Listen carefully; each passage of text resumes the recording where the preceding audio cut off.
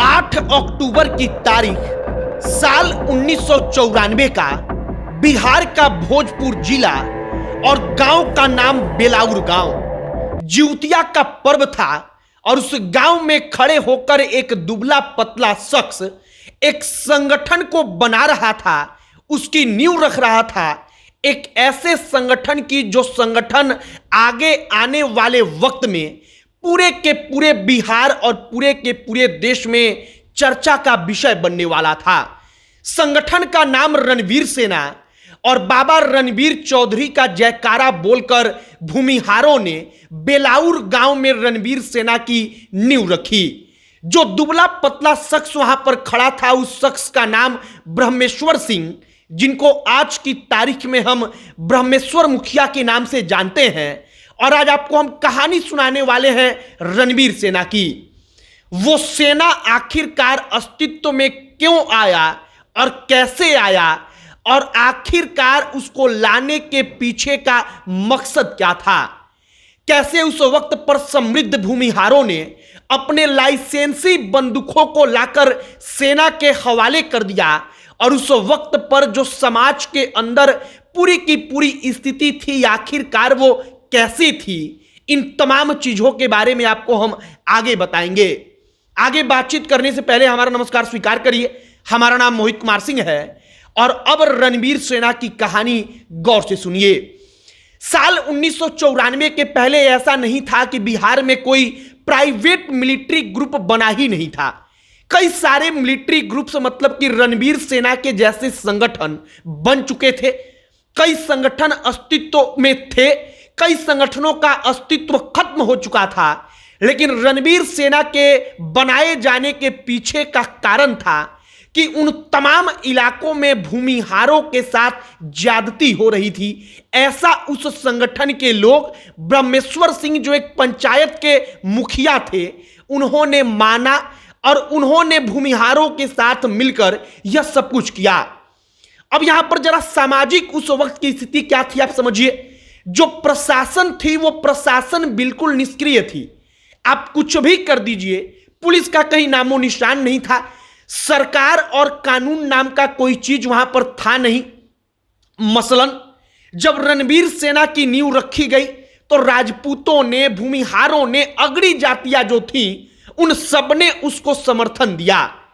अब रणवीर सेना को बनाए जाने के पीछे का कारण था कि उस वक्त पर जो नक्सली ग्रुप्स थे, जो कहते थे कि हम मजदूरों की लड़ाई लड़ रहे हैं, और जो जमींदार हैं जिनके पास जमीन है, जिनके खेतों में जाकर मजदूर वर्ग काम करता है, उन लोगों के जमीनों पर वो लाल झंडा गाड़कर उनके फसल को काट लेते थे, उन पर कब्जा करते थे।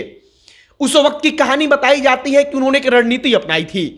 रणनीति ये कि अगर वो किसी इलाके में जाते थे तो वहां पर अपने संगठन का प्रभाव बढ़ाने के लिए अगड़ी जातियों के जो जमींदार थे, जिनके पास जमीनें थी, किसान जो थे, उनको दबाने के लिए जो सबसे दबंग व्यक्ति समाज का था उसके ऊपर ही अटैक करते थे।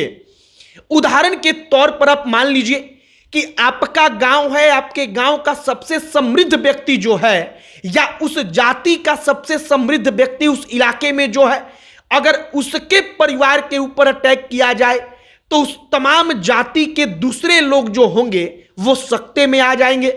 ऐसा ही उस वक्त पर होने लगा। इसके बाद रणवीर सेना की नींव रखी गई। जब रणवीर सेना बना तब ब्रह्मेश्वर सिंह, ब्रह्मेश्वर मुखिया, उन्होंने भूमिहारों से कहा कि भले ही आप गांव में नहीं हैं, गांव छोड़कर चले गए हैं, लेकिन आप अपना बंदूक गांव के लोगों को दीजिए, सेना के लोगों को दीजिए, जिससे कि आपके जमीनों की रक्षा हो सके, हम अपने समाज के लिए लड़ सकें। भूमिहारों के अंदर एक बात घर कर गई कि रणवीर सेना ही उनको बचाएगी। भूमिहारों ने अपना बंदूक दिया। रणवीर सेना धीरे धीरे मजबूत हुई और इसके बाद रणवीर सेना ने जो किया वो बिहार में इतिहास बना। इतिहास का मतलब कि कई सारे बड़े बड़े नरसंहार हुए। आपको हम अगर दो चार का नाम बताएं तो बथानी टोला नरसंहार, लक्ष्मणपुर बाथे, शंकर बिघा। और ऐसा नहीं था कि केवल रणवीर सेना यह सब कुछ कर रही थी, बल्कि भूमिहारों के गांव पर जो नक्सली ग्रुप्स थे वो भी अटैक करते थे। वो भी कई कई दर्जन भूमिहारों को एक एक गांव में जाकर खत्म कर रहे थे। और इन तमाम चीजों का बदला लेने के लिए रणबीर सेना थी, एक दस्ता था।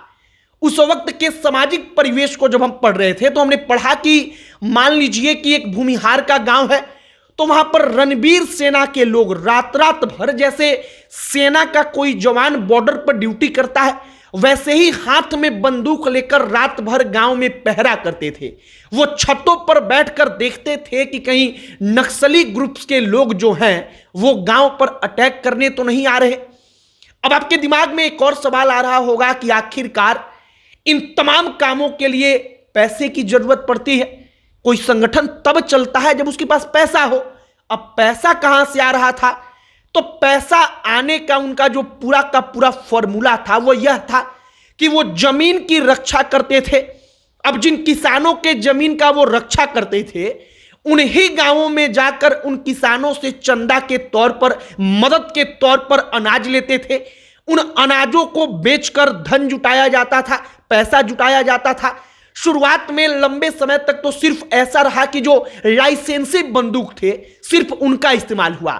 लेकिन जब नक्सली संगठनों का प्रभाव बढ़ा, जब उनका प्रभाव और अधिक हुआ, तब रणबीर सेना ने अलग अलग गांवों में कमांडर, अपने रणबीर सेना के लोगों को नियुक्त करना शुरू किया। इसके बाद सेना अपने लोगों को हथियार बांटने लगी। और इसके बाद बिहार में उस वक्त पर जब प्रशासन, शासन इस नाम का कोई चीज नहीं बचा था, उस वक्त पर रणबीर सेना का इतिहास बिहार में लिखा जाने लगा।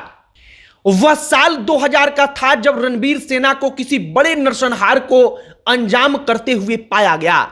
जिला का नाम था औरंगाबाद, जगह का नाम मियापुर।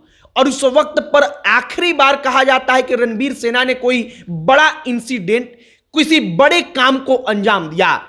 इस दौरान बिहार में जब 1994 में रणबीर सेना अस्तित्व में आया तो उसका लक्ष्य यही था कि जो भूमिहीन है, जो मजदूर वर्ग है, जिनको माले के लोगों ने उकसाकर नक्सली संगठनों से जोड़कर किसानों के सामने खड़ा किया है, उनका सामना किया जाए। रणबीर सेना ने वह सब कुछ किया जो शायद उस वक्त पर अगर प्रशासन रहती, बिहार में पुलिस सक्रिय रहती तो वह सब कुछ नहीं होता। आप खुद सोचिए कि कैसे कई कई दर्जन लोगों को एक एक रात में खत्म किया जा रहा था, रणबीर सेना के तरफ से भी, दूसरे तरफ से भी। और आप सोचिए कि अगर पुलिस रहती, प्रशासन निष्क्रिय न रहती, तो क्या यह सब कुछ दशकों तक जारी रहता? फिलहाल रणबीर सेना का गठन जो हुआ ब्रह्मेश्वर सिंह ने किया। रणबीर सेना के गठन के पहले बिहार में कई सारे ऐसे संगठन बन चुके थे, कई सारे ऐसे जो घटनाएं थी उनको अंजाम दिया जा चुका था। और रणबीर सेना तो 1994 में आया। और आप कह सकते हैं कि रणबीर सेना वो आखिरी संगठन था जिसका प्रभाव इतने बड़े स्तर पर दिखा। बाकी ब्रह्मेश्वर सिंह, ब्रह्मेश्वर मुखिया, ये तमाम वो अलग अलग पात्र जो आज तक बिहार की राजनीति में और बिहार के समाज में एक प्रकार की जो पूरी की पूरी स्थिति उत्पन्न हुई उसमें चर्चा का विषय बने रहते हैं। हमने रणबीर सेना की कहानी आपको बताई है। रणबीर सेना क्यों बना, कैसे बना, उसके पीछे की कहानी क्या थी, आपकी इस पर क्या राय है, कमेंट बॉक्स में लिखकर बताइएगा। आप किसी और मसले पर, किसी और मामले पर चाहते हैं हम वीडियो बनाएं तो कमेंट बॉक्स में लिखकर बताइएगा। अब अंत में हमारा परिचय, हमारा नाम मोहित कुमार सिंह है। बहुत बहुत धन्यवाद।